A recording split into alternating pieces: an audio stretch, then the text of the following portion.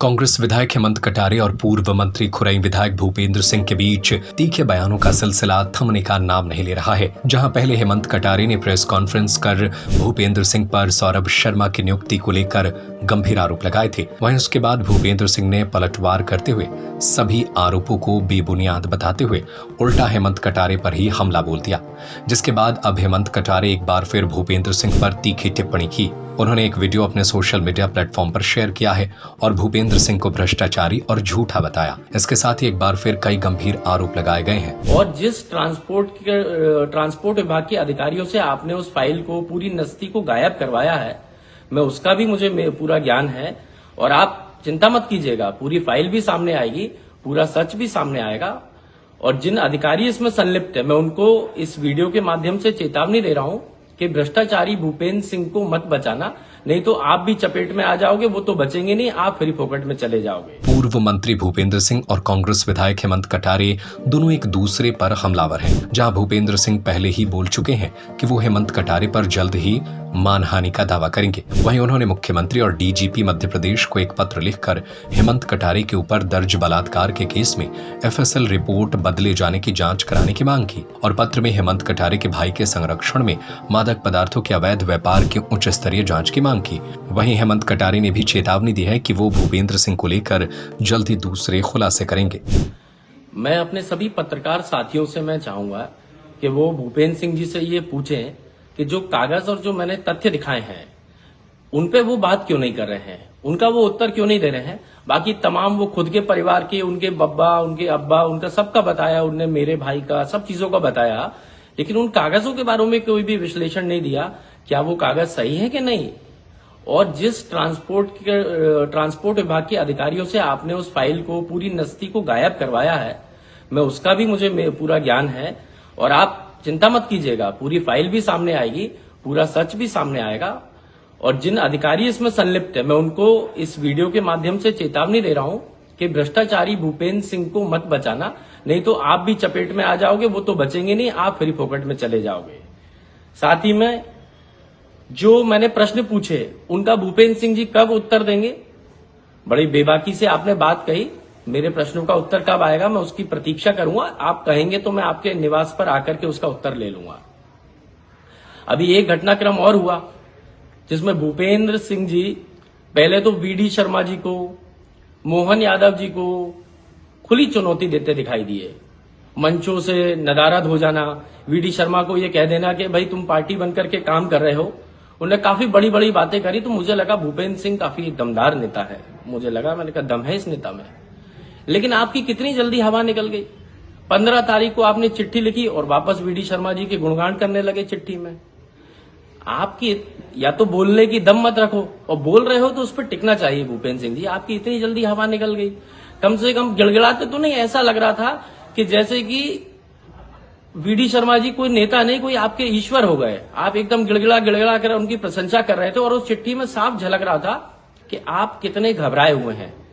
कल की प्रेस वार्ता में भी जो आपने बातें कही, मैंने बड़ा गौर से देखा। आपकी कई बार जबान लड़खड़ा रही थी।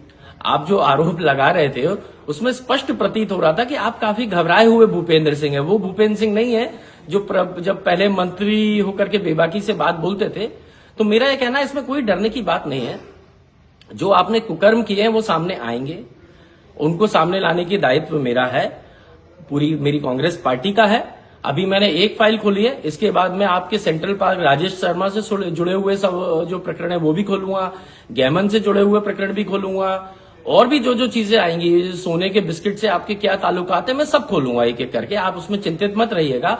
और आपने जो वीडी शर्मा जी से आग्रह किया है कि आपकी डेड बॉडी भी भाजपा के झंडे में लपेट करके जानी चाहिए, तो मेरा भी वीडी शर्मा जी से आग्रह है कि भूपेंद्र सिंह जी ने मध्य प्रदेश के सबसे बड़े भ्रष्टाचारी सौरभ शर्मा को नौकरी देकर के जन्म दिया है।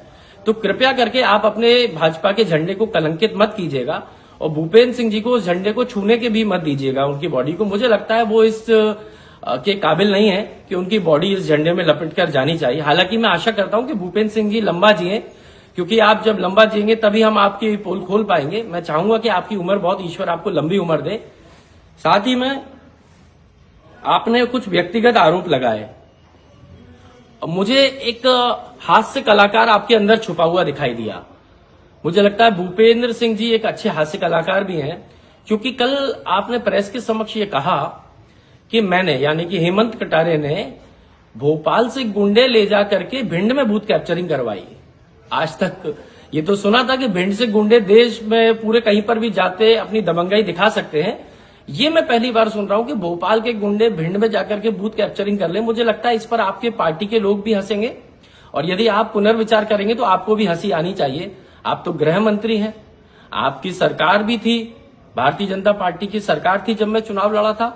भोपाल के गुंडे जाके भिंड में बूथ कैप्चरिंग कब से करने लगे? मुझे थोड़ा सा इसमें थोड़ा सा विस्तार से बताएंगे तो बड़ा अच्छा लगेगा, क्योंकि ये बड़ी हास्यास्पद बात थी। आपने काफी सारे व्यक्तिगत आरोप लगाए, उनपे भी आपको मैं उत्तर दे देता हूं। आपने सुधीर शर्मा जी का बोला कि मैंने पहले पत्र लिखा उनके बारे में और बाद में उस बात का खंडन कर दिया। तो मैं आपको बता देना चाहता हूं माननीय, मैंने आज तक कभी भी सुधीर शर्मा के संबंध में कोई खंडन नहीं किया है। मैंने माननीय मुख्यमंत्री जी को पत्र लिख के सुधीर शर्मा जी के बारे में पूछा। आपके पार्टी के मुखिया डॉक्टर मोहन यादव जी आज तक उसका जवाब मुझे नहीं दे पाए हैं। आज भी प्रतीक्षा कर रहा हूं, और आपके अंदर थोड़ी भी हिम्मत हो तो आप मेरे पत्र को रिट्वीट करके कहिएगा कि अभी तक विपक्ष को मेरे उस पत्र का जवाब नहीं मिला है, तो मुख्यमंत्री जी शायद आपकी बात को सुन करके जल्दी जवाब दे पाए। दूसरी बात, आपने मेरे केस के बारे में कहा, आप बाकी केसों का जिक्र करना भूल गए। आप जब गृह मंत्री थे तब मेरे ऊपर 6 झूठे केस लगे थे। सिर्फ एक का क्यों बता रहे हो आप? सारे 6 के 6 का बताओ कि कैसे आपने SC/ST एक्ट के केस लगवाए, कैसे अपहरण के लगवाए, कैसे रेप के लगवाए, कैसे आपने बहुत सारे केस लगवाए, भोपाल में लगवाए मारपीट के, सारे झूठे। और झूठे कहने वाला मैं नहीं हूं, ये माननीय न्यायालय का निर्णय है कि वह सारे केस झूठे थे। आप गृह मंत्री रहते हुए मुझे लगता है आप मध्य प्रदेश के सबसे नपुंसक गृह मंत्री होंगे जो अपने भतीजे के उम्र के व्यक्ति के ऊपर 6 झूठे केस लगवाए। मैं आपकी इस नपुंसकता को भी सलाम करता हूं, और मुझे लगता है आप जैसा नपुंसक गृह मंत्री शायद ही कभी मध्य प्रदेश को मिल पाएगा।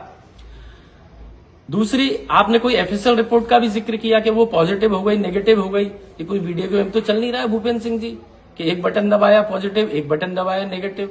माननीय उच्च न्यायालय के निर्णय का भी आप सम्मान नहीं कर रहे हैं, और कोई पॉजिटिव रिपोर्ट हो तो उसको सामने रख दो। मेरा भी आपसे आग्रह है कि कौन सा कागज है, थोड़ा सा मीडिया भी देख ले, थोड़ा मैं भी देख लूं, क्योंकि आपने मुंह से तो बहुत बातें कही लेकिन कागज आपके पास एक भी चीज का नहीं था। कल आपका चेहरा बता रहा था कि आप पूर्ण रूप से होपलेस हो चुके हैं। क्या बोल रहे हो, क्या कर, आप अपने पिताजी की आप वो बता रहे हो कि उनने क्या दान किया, उनने कितने करोड़ों की संपत्ति दान करी। मैं आपके पिताजी से, मुझे दुख है कि वो आपके अंदर संस्कार दान नहीं कर पाए।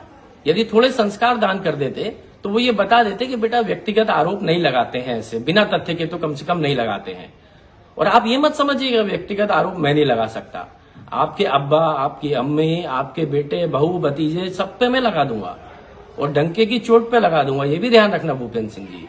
सिर्फ इस बात की मर्यादा का पालन कर रहा हूं कि आपके पिता ने आपको संस्कार नहीं दिए और मेरे पिता ने मुझे ये संस्कार दिए हैं कि मर्यादा